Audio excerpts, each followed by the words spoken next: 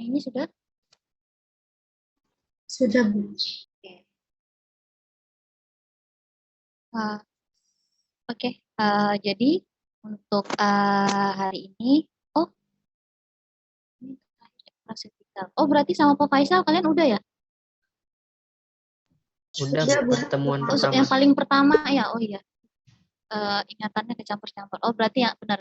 Berarti yang terakhir saya ya. Jadi sampai nanti pertemuan ke-14 nanti akan saya yang isi. Oke, untuk pertemuan kita yang ke-11 ini, materi kita adalah berkaitan dengan nutraceutical dan fungsi antioksidan. Nah, di sini poin-poin yang akan kita bahas adalah terkait dengan apa itu antioksidan. Jadi kalau kita berbicara tentang antioksidan, berarti kita juga berbicara soal radikal bebas. Dan kalau kita berbicara dua hal ini, berarti juga tidak terlepas dari pembahasan terkait dengan stres oksidatif. Terus kita juga akan membahas lebih lengkap terkait gejala-gejala apa sih yang menunjukkan ada proses terjadinya stres oksidatif di tubuh kita, dampaknya seperti apa, serta bagaimana cara pencegahannya. Terus selanjutnya kita akan membahas bagaimana peranan antioksidan terhadap radikal bebas dan di sini radikal bebas dan stres oksidatif ya. Terus kita juga akan membahas terkait dengan klasifikasi dari antioksidan itu apa saja, sumber-sumbernya, serta yang terakhir adalah membahas terkait dengan nutraceutical dan antioksidan.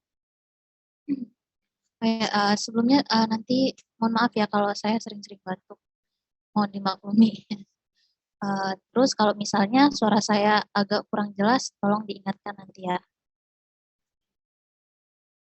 Kita masuk ke pembahasan kita.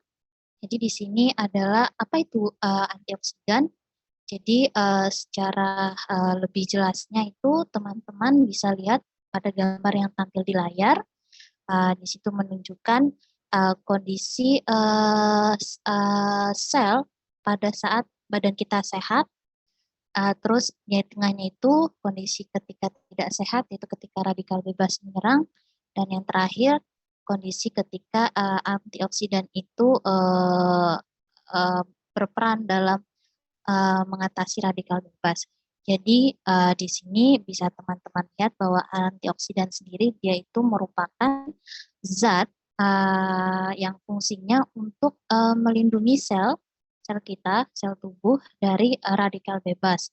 Nah, zat ini sendiri, antioksidan sendiri itu dia berfungsi untuk menghambat dan mencegah terjadinya proses oksidasi serta membantu untuk memperbaiki serta menghilangkan target akibat dari kerusakan yang terjadi dari proses oksidasi sendiri. Jadi di sini kalian bisa lihat ya, ketika kondisi sel kita ketika sehat ini tidak ada kerusakan sama sekali.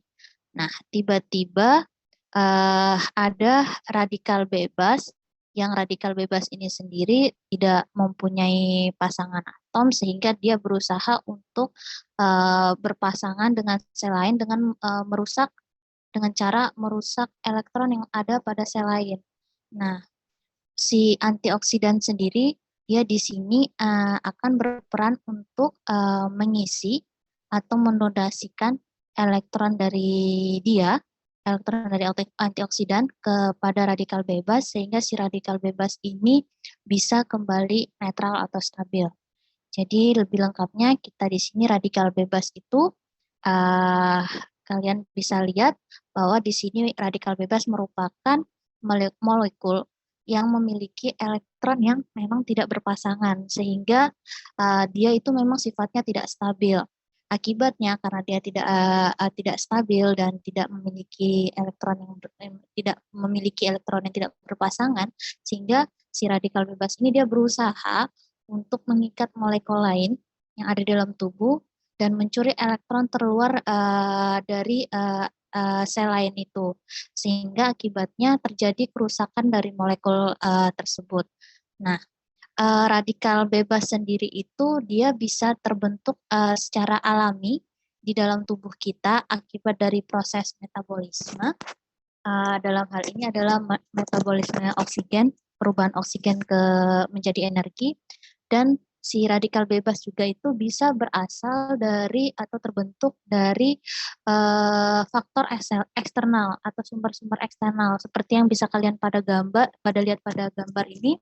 Faktor-faktor eksternalnya itu yang bisa bersifat sebagai radikal bebas. Di sini ada sinar UV, ada inflamasi dari polusi udara, ada dari asap rokok, ada dari radiasi, dan masih banyak lagi faktor eksternal lainnya. Nah, selanjutnya adalah oksidatif stres. Jadi atau stres oksidatif. Apa itu stres oksidatif? Jadi ketika si radikal bebas tadi itu dia produksinya atau dia jumlahnya itu cenderung jauh lebih besar dari antioksidan yang kita punya, maka akan terjadi suatu proses atau fenomena yang namanya sebagai stres oksidatif. Jadi kalau mungkin dalam kondisi ada radikal bebas dan antioksidan kita memadai, itu memang baik-baik saja kondisi tubuh kita. Tapi ketika ternyata radikal bebasnya jauh lebih banyak dari antioksidan yang kita punya, maka proses akan terjadi yang namanya stres oksidatif ini.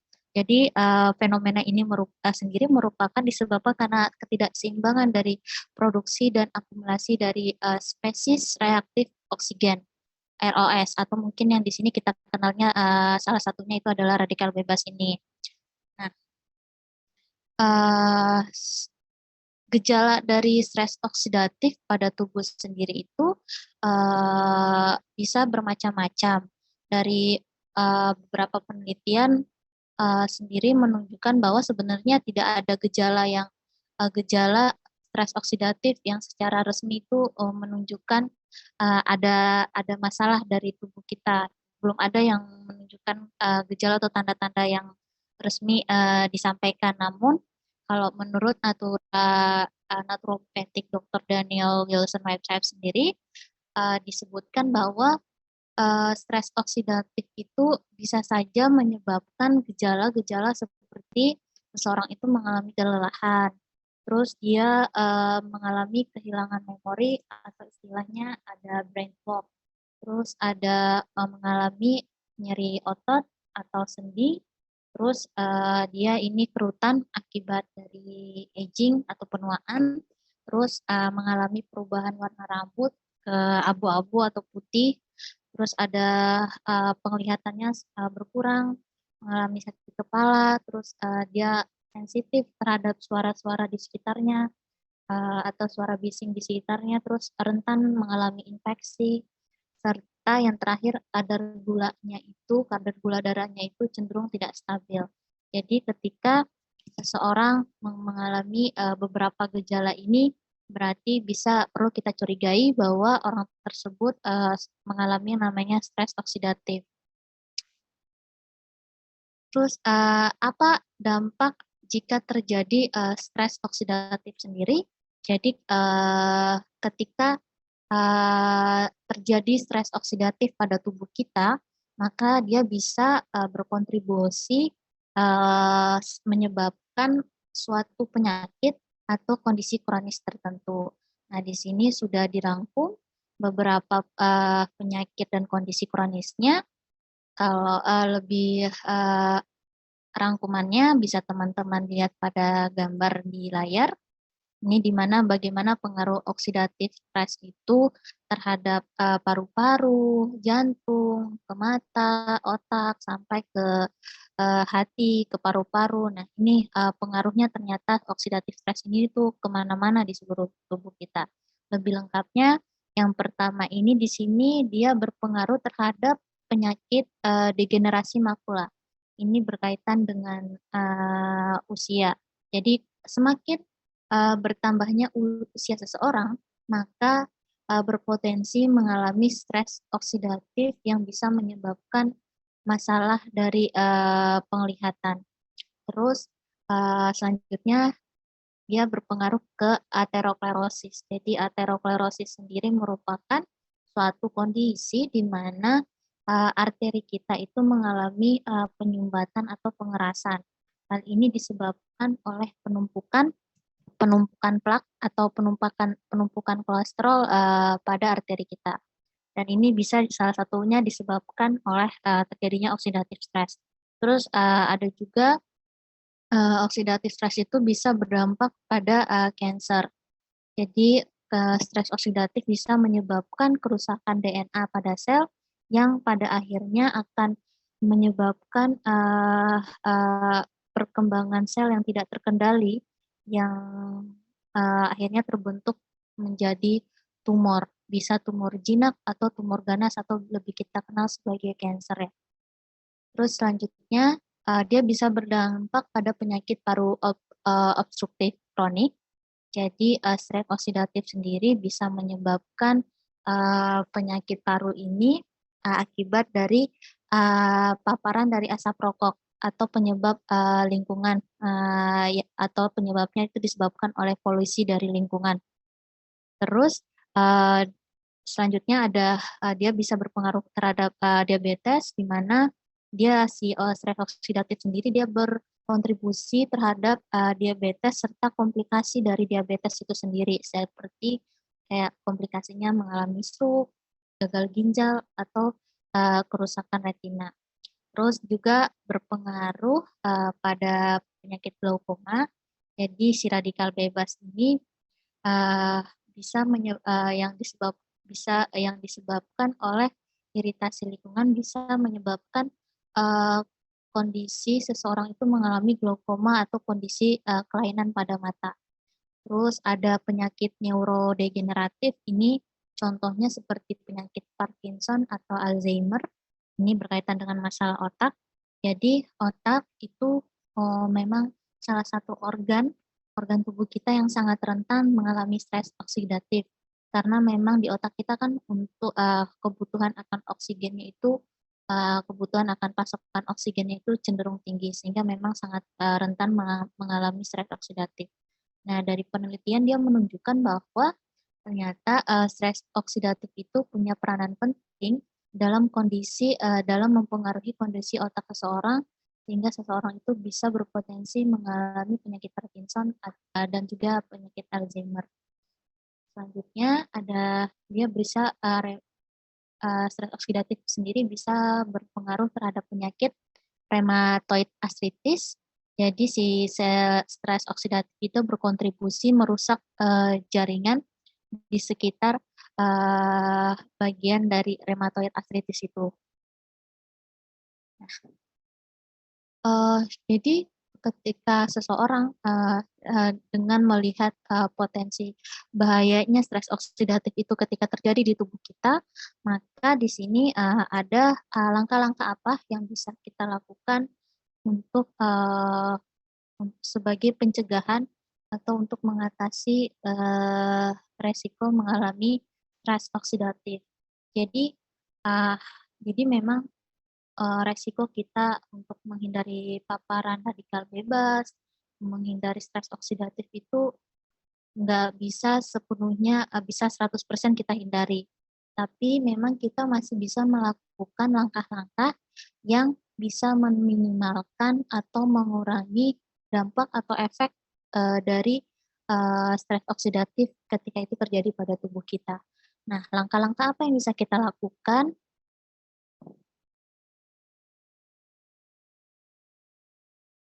Langkah-langkah apa yang bisa kita lakukan, yaitu di sini yang pertama adalah dengan yang pertama memaksimalkan atau meningkatkan diet kita yang tinggi akan sumber antioksidan.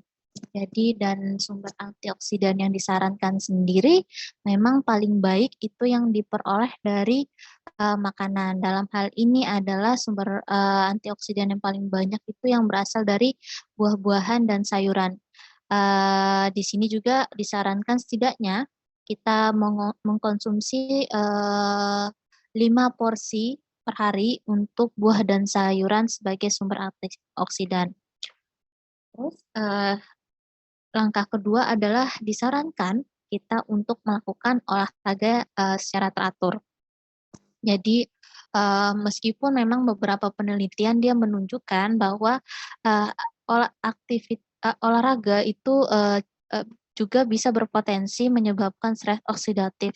Tapi potensi ini sifatnya hanya bersifat jangka pendek, tapi jika kita bandingkan dengan manfaatnya, dia cenderung lebih besar. Jadi eee, ketika kita olahraga ternyata potensinya dalam jangka panjang itu dia bisa berkaitan dengan berpotensi untuk membantu peningkatan antioksidan alami dalam tubuh kita, serta dia bisa membantu untuk menurunkan kerusakan-kerusakan yang fatal yang dihasilkan dari peristiwa stres oksidatif sendiri. Nah, olahraga teratur sendiri juga sangat berkaitan dengan manfaat dampak positifnya terhadap eee, potensi seseorang itu mengalami umur yang panjang, terus memiliki dampak dari aging atau penuaan itu cenderung lebih sedikit, serta bisa berpotensi untuk membantu menurunkan resiko mengalami kanker dan penyakit tidak menular lainnya. Langkah selanjutnya adalah disarankan untuk berhenti merokok. Jadi memang kan kita tahu, asap rokok sendiri merupakan salah satu jenis dari radikal bebas, dan berdasarkan dari penelitian sendiri menunjukkan bahwa ternyata stres oksidatif akibat dari merokok itu bisa berkurang hanya dalam hitungan beberapa minggu hanya dengan kita berhenti merokok atau kita berhenti meminimalkan diri itu terpapar asap rokok secara tidak langsung. Dalam hal ini adalah kita sebagai perokok pasif ya.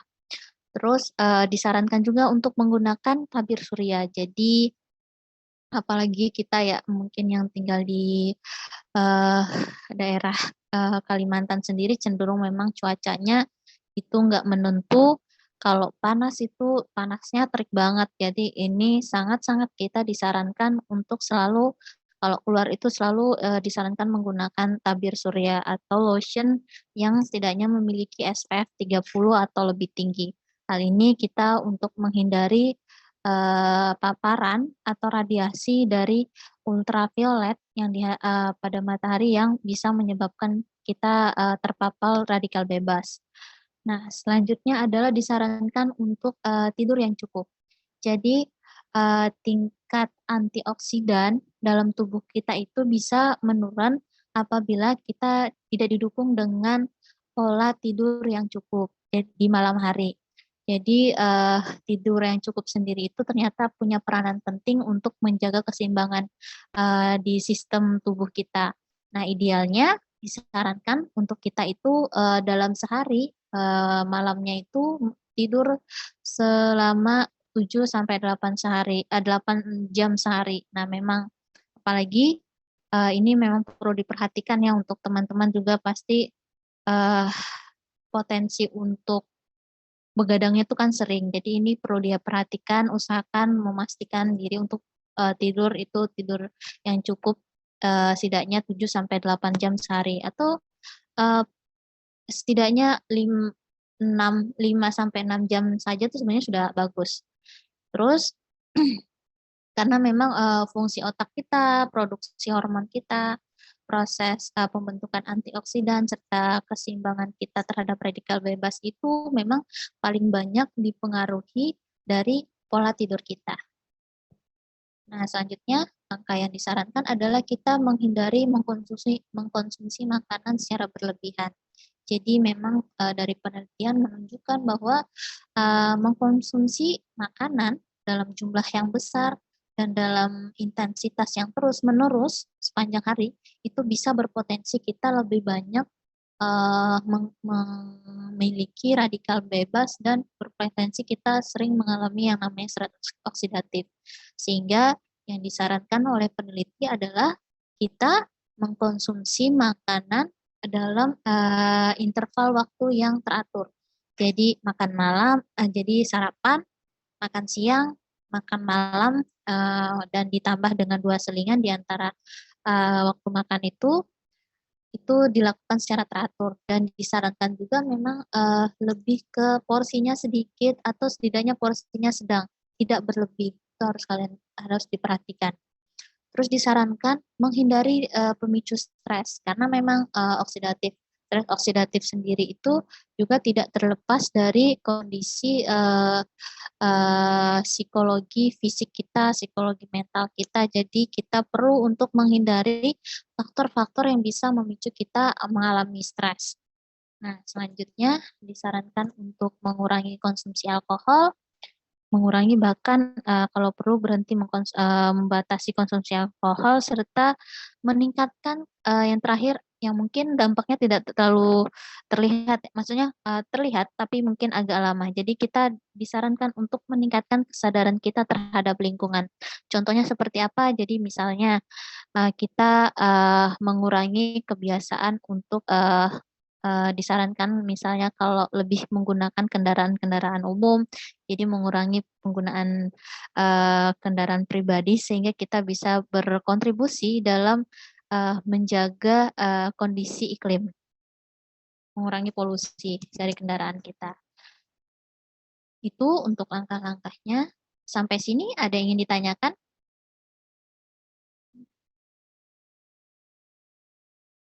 Nggak ada? Belum ada, Bu.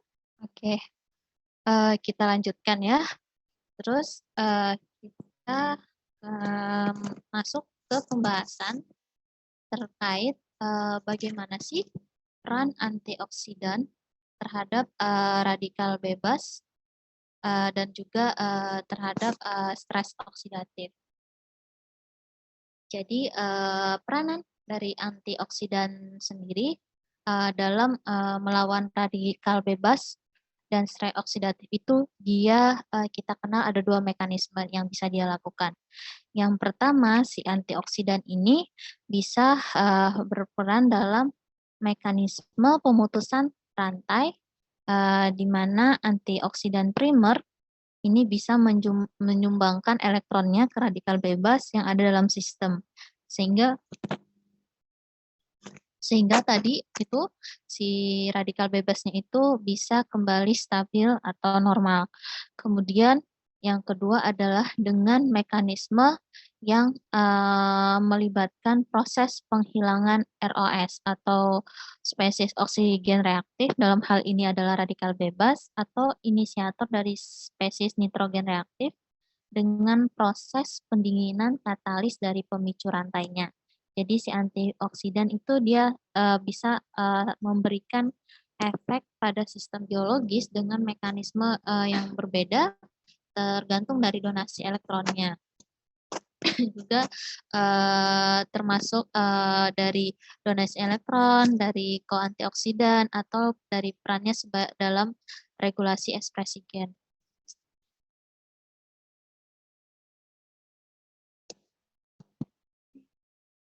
Terus selanjutnya adalah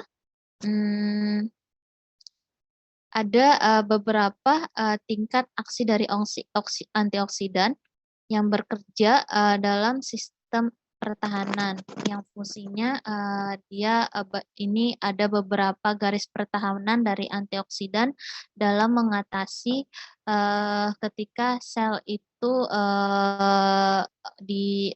diserang oleh radikal bebas atau terjadinya proses stres oksidatif.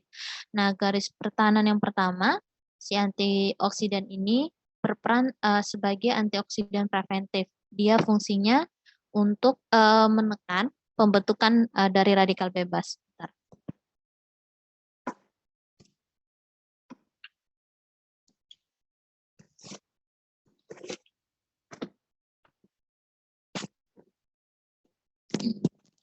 Terus yang selanjutnya adalah garis pertahanan kedua. Jadi di garis pertahanan kedua sendiri, si antioksidan ini dia berfungsi untuk mengais atau yang namanya dia mengumpulkan, mengangkut radikal bebas yang aktif sehingga bisa menekan inisiasi rantai atau memutus reaksi perambatan rantai dari radikal bebas sendiri.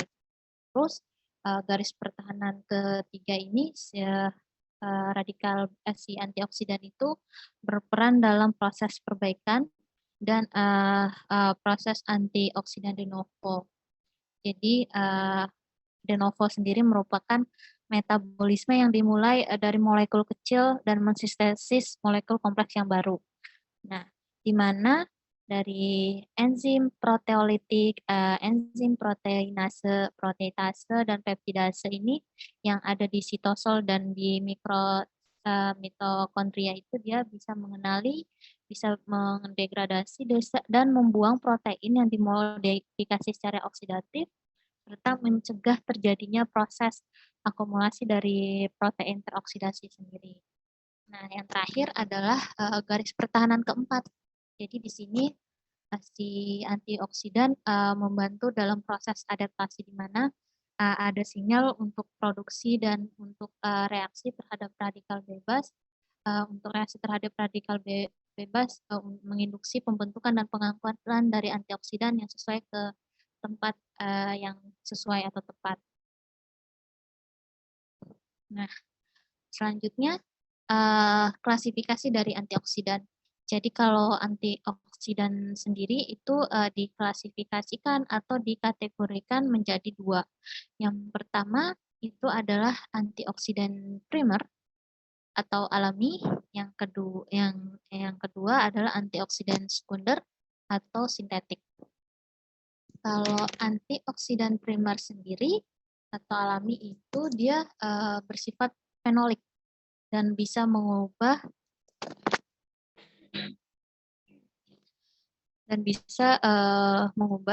radikal lipid itu menjadi produk yang lebih stabil dengan memutus rantai dari radikal bebas. Contohnya dari antioksidan primer sendiri atau yang alami itu ada mineral, ada vitamin, dan juga ada fitokimia. Terus selanjutnya ada antioksidan sekunder atau yang namanya sintetik. Itu dia merupakan antioksidan yang preventif. Jadi perannya itu dia berfungsi untuk menstabilkan radikal bebas seperti antioksidan primer, serta dia juga bertindak sebagai selator atau katalis. Untuk selator atau katalis untuk meningkatkan aktivitas dari antioksidan primer. Nah, contoh dari antioksidan sekunder atau sintetik sendiri itu teman-teman bisa lihat ada asam sitrat, ada malat, tertarat, ada askorbat, ada eritorbat, dan lain sebagainya. Kita masuk ke apa saja sumber-sumber antioksidan sendiri. Jadi meskipun ya sel-sel di tubuh kita itu bisa secara alami memproduksi atau menghasilkan antioksidan, contohnya kayak seperti asam alfa lipoat atau glutatione, dia tapi sumber atau cara terbaik untuk memperoleh antioksidan itu sangat-sangat disarankan itu berasal dari sumber makanan dan vitamin tertentu. Nah, di sini sumber antioksidan sendiri dikelompokkan menjadi 3. Ada sumber utama antioksidan dari makanan, dari vitamin, dan juga dari suplemen. Kalau dari makanan sendiri, itu memang sumber antioksidan sendiri lebih banyak berasal dari buah-buahan dan sayur-sayuran. Karena memang pada buah-buahan dan sayuran sendiri merupakan sumber vitamin mineral yang memang kaya akan salah satu juga kaya akan fitokimia yang tinggi. Contohnya mungkin bisa teman-teman lihat pada gambar di layar untuk sayur-sayuran dan buah-buahannya. Dan termasuk ada beberapa kacang-kacangan. Terus selanjutnya adalah vitamin. Terus di sini sebagai sumber antioksidan sendiri untuk vitamin paling banyak itu terdapat pada vitamin C, vitamin A, dan vitamin E. Kalau vitamin A sendiri itu dia seperti beta karoten atau provitamin A merupakan karotenoid yang punya fungsi sebagai antioksidan. Dia sama halnya juga dengan retinol. Terus di vitamin C atau mungkin kita lebih kenalnya itu asam ascorbat merupakan satu-satunya antioksidan yang sifatnya larut dalam air dan dia juga berperan penting dalam yang namanya fungsi intraseluler. Terus ada vitamin E, dia perannya juga untuk mempertahankan struktur lipid dan kalau untuk vitamin E sendiri memang dia perlu keterlibatan dari vitamin C untuk bisa berperan sebagai antioksidan yang optimal.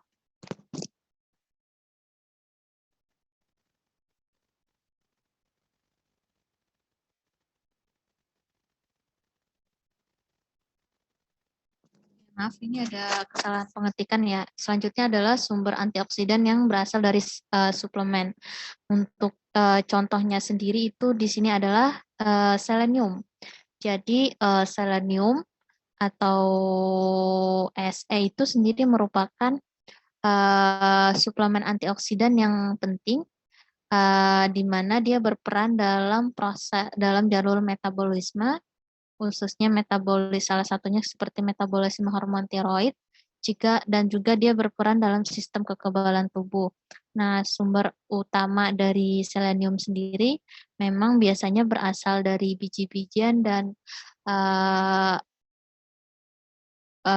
dari makanan laut seperti udang, kerang, itu kaya akan sumber SE.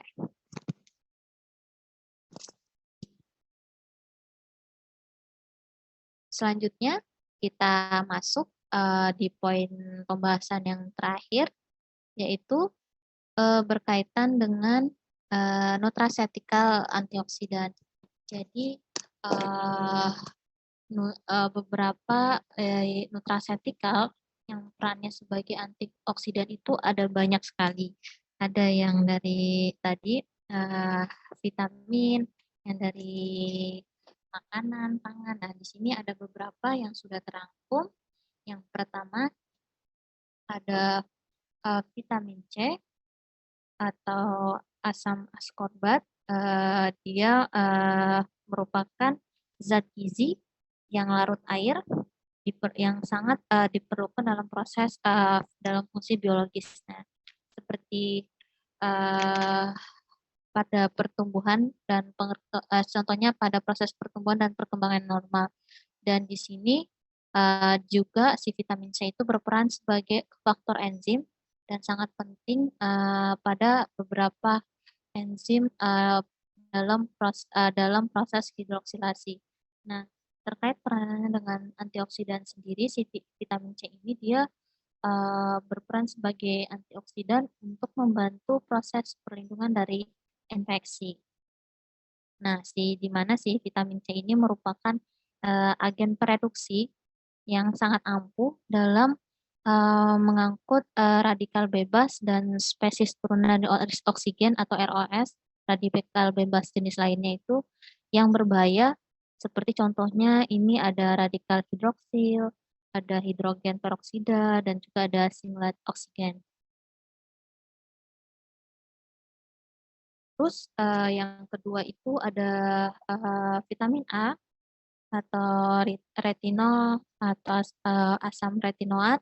Ini merupakan vitamin yang perannya sangat penting untuk proses penglihatan, proses pertumbuhan kita, proses pembelahan sel, reproduksi, dan juga proses yang berkaitan dengan sistem kekebalan tubuh kita.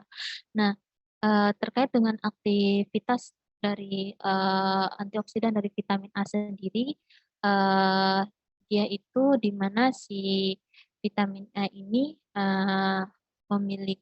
diberikan oleh rantai hidrofobik atau unit polyena yang bisa memadamkan atau meredam oksigen singlet serta menetralkan yang namanya radikal til serta menggabungkan yang dengan menstabilkan yang namanya radikal peroksil. Nah, ada struktur atau susunan dari vitamin A sendiri ini dan karotenoid sendiri bisa dapat teroksidasi ketika tekanan oksigen itu meningkat. Jadi oleh karena itu si vitamin A ini paling efektif berperan sebagai antioksidan pada kondisi tekanan oksigen itu rendah. Nah, selanjutnya itu ada vitamin E. Sini di mana vitamin E merupakan salah satu vitamin yang larut dalam lemak. Tetapi untuk salah satu jenis vitamin E sendiri yaitu alfa tokoferol merupakan satu-satunya yang bisa kita gunakan untuk tubuh manusia. Nah, peranan utamanya sendiri dari vitamin E dia berperan sebagai antioksidan di mana dia bisa mengakhiri yang namanya siklus peroksidasi lipid dengan memutus reaksi berantai dari radikal bebas sendiri. Nah, selain kemampuan si vitamin E ini untuk melindungi sel, dia juga itu bisa berfungsi untuk mengurangi yang namanya produksi radikal bebas dalam kondisi-kondisi yang tertentu. Selanjutnya di sini ada asam folat atau vitamin B, termasuk vitamin yang larut dalam air. Jadi kalau kita mengalami defisiensi atau kekurangan dari folat, kekurangan yang cukup parah, ini bisa ternyata berdasarkan penelitian terbukti bisa menyebabkan kerusakan imunitas kita, serta bisa mengakibatkan adanya penurunan respon humoral. Nah, si asam folat sendiri memainkan peranan penting dalam yang namanya sintesis DNA dan juga sintesis protein. Nah, sebagai antioksidan, si asam folat ini berfungsi melalui peranannya atau fungsinya sebagai pengangkut dari radikal bebas. Selain itu juga dia walaupun sifatnya larut dalam air, si asam folat ini juga bisa ternyata terbukti bisa menghambat yang namanya proses peroksidasi lipid. Selanjutnya ini ada polifenol.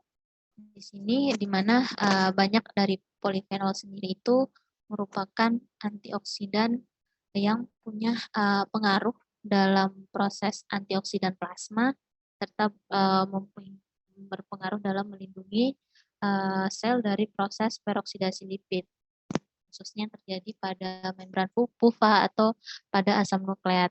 Nah, si polifenol sendiri merupakan salah satu jenis dari polifenol sendiri, yaitu resveratrol, atau kalian bisa dapatkan di anggur itu, dia punya banyak pengaruh penting khususnya terkait dengan anti-aging, anti penuaan, serta dia juga bisa berfungsi sebagai antioksidan yang kuat untuk mengangkut ROS atau namanya radikal plasma dan juga ROS akibat dari peroksidasi lipid. Selanjutnya di sini ada flavonoid. Flavonoid sendiri merupakan salah satu zat polifenol yang mungkin yang banyak kita temukan pada tanaman. Nah, si flavonoid ini punya sifat antioksidan juga dan dia bisa mengangkut yang namanya radikal bebas. Dia bisa mempengaruhi status antioksidan plasma serta yang pada akhirnya dia bisa mencegah terjadinya kerusakan membran dari pupa. PUFA sendiri merupakan polyunsaturated fatty acid ya. Terus dari beberapa penelitian juga menunjukkan bahwa ternyata flavonoid itu punya efek modulasi yang positif pada sel yang merespon rangsangan seperti pada sel yang berkaitan dengan sistem kekebalan tubuh. Terus selanjutnya ini ada selenium. Si selenium ini merupakan salah satu jenis sumber mineral yang merupakan salah satu antioksidan yang kuat. Dia fungsinya itu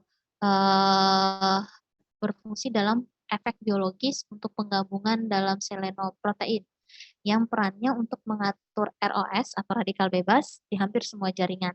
Nah, beberapa enzim antioksidan bawaan juga itu kebanyakan memang mengandung si selenium, termasuk contohnya pada glutathione peroksidase dan metionin sulfoksida reduktase. Nah, yang terakhir ini ada zinc atau seng. Zinc sendiri juga sama dengan selenium, dia termasuk dari salah satu mineral, dia terbukti menghasilkan bisa menyebabkan penurunan kejadian infeksi pada seseorang, juga dia berpengaruh dalam mengurangi stres oksidatif serta yang berkaitan dengan generasi sitokin inflamasi pada orang tua atau pada lanjut usia. Nah, walaupun si zinc sendiri memang tidak memiliki kemampuan redoks, tapi masih dianggap sebagai agen antioksidan yang kuat karena dia itu punya kemampuan untuk bisa bekerja secara langsung maupun tidak langsung dalam berbagai mekanisme, sehingga masih tetap dianggap sebagai agen antioksidan. Oke. Untuk terkait dengan materi nutraceutical dan fungsi antioksidan sendiri itu, mungkin ada yang ingin bertanya bisa langsung mengaktifkan mikrofonnya. Permisi Ibu, saya izin bertanya Ibu. Boleh, siapa nih? Minta Bu.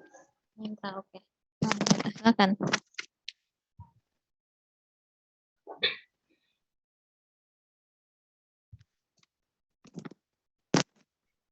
Ibu, saya izin bertanya.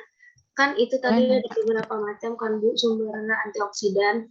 Nah, bisa dari makanan, bisa dari suplemen. Nah, kalau misalnya dari makanan itu kan banyak yang dari sayur dan buah Bu. Dan ada suplemen. Suplemen itu kan biasanya ada yang dia dari bahan-bahan alam, ada juga yang dia dari bahan sintetik kan Bu.